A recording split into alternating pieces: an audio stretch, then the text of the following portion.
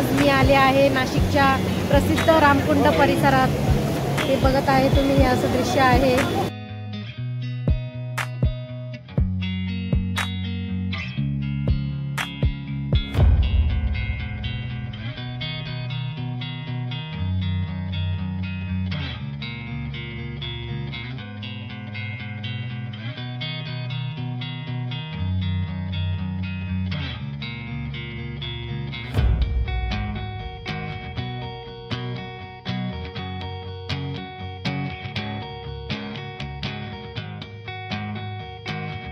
नागपूर धरणातून मोठ्या प्रमाणात पाण्याचा विसर्ग केल्यामुळे गोदावरी नदीला पूर आला आहे।